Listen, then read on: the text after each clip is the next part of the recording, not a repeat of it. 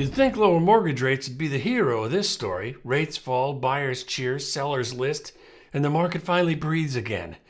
That's how it's supposed to work. But so far this fall, it hasn't. Rates came down and the housing market froze even harder. Now that sounds backwards, almost insulting to common sense. But like most things in real estate lately, what used to make sense just doesn't anymore. Let's talk about why lower rates are making things worse, not better, and what that really means for you. We've been waiting for this moment. After nearly 2 years of 7 and 8% mortgage rates, buyers were exhausted, sellers were trapped, and the market felt like quicksand. Then the long-awaited pivot. The Fed hinted at and did make cuts. The bond market relaxed, and the mortgage rates dropped into the low sixes. Cue the headlines. Lower rates will bring buyers back. Pent-up demand is about to surge, except it didn't. Mortgage applications actually fell in the weeks after rates dropped. Open houses stayed quiet, sellers didn't list, and agents across the country started asking, what is going on? Here's the first big reason. Today's rates aren't actually low, they're just less bad. Think about it. Millions of homeowners locked in 3% or 4% mortgages during the pandemic. Those loans are golden handcuffs, too good to give up. Now, if rates drop from 8% to 6.5%, it feels like a big improvement. But from the perspective of that homeowner with 3% loan, it's still double what they're paying. So instead of flooding the market with new listings, most sellers are just shrugging. They're not moving for a higher payment, no matter how low rates look in the headlines. In other words, the market didn't unlock, it just stayed locked with prettier numbers. On the buyer side, the fatigue is real. Prices haven't budged much. In some places, they're still flirting with record highs. So while lower rates reduce the monthly payment a little, the total price of admission is still brutal. A house that sold for $400,000 pre-pandemic might be listed for $550,000 today. Sure, your mortgage rate is a point lower, but you're still paying way more for the same home. That's not a comeback, that's just a smaller punch in the gut. So buyers keep waiting. They watch rates tick down and think, maybe next month, maybe when it hits 5.5. And when everyone starts waiting at the same time, the market gets quiet, really quiet. By the way, if you're looking to move anywhere in the country and you're looking for someone who can help you there, send me a text or an email. I can help with that.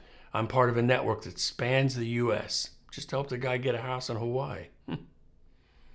Now here's the paradox that Wolf Street, the publication, nailed perfectly. Falling rates aren't motivating sellers. They're encouraging them to hold out. When rates start dropping, sellers think, great, prices are going to rise again. I'll wait until spring. They assume lower rates will bring in more buyers and higher offers. But buyers, they see rates falling and think, let's wait another month. Maybe they'll drop more. So both sides step back at the same time. No one wants to blink first. It's a standoff. And the market freezes in place. This is the irony of cheap money. When it falls too fast, it doesn't spark action. It kills urgency because now both sides believe time is on their side. We used to describe real estate in simple terms, supply, demand. But lately, the real driver isn't economics, it's psychology. Sellers are anchored to yesterday's rates and yesterday's prices. Buyers are anchored to tomorrow's hope for something cheaper. Both are waiting for the other to move first. That's why the usual rules aren't working. It's not that rates don't matter. They do, but they don't motivate so much anymore. Mortgage applications are down roughly 20% year over year. Inventory is stuck near record lows, and price cuts, when they happen, are too small to shift the math in any meaningful way. We've entered a strange new market, one powered by belief, not mathematics. Let me tell you a story. Two neighbors, same street, same town. One owns, one rents. The homeowner's sitting on a 2.8% mortgage. The renter's waiting, saving, hoping. Rates fall from 7.5 to 6.2. The renter feels a little rush. Maybe now's the time. They run the numbers, talk to the lender, and realize the payment's still higher than they can manage, so they wait. Meanwhile, the homeowner looks at the headlines and thinks, if rates are dropping, I can get even more for my house in the spring, so they wait too. And that's how an entire market stalls. Two rational decisions multiplied by millions. This is what we call a market without momentum. Lower rates aren't the spark anymore. They're just a soft breeze over wet wood. Tough to light. The housing market doesn't need better numbers. It needs confidence. It needs movement. It needs people willing to take calculated risks again. Because when everyone's waiting for the perfect conditions, the market never moves and perfect never comes. Here's the truth. Falling rates don't fix what's broke. They just reveal it.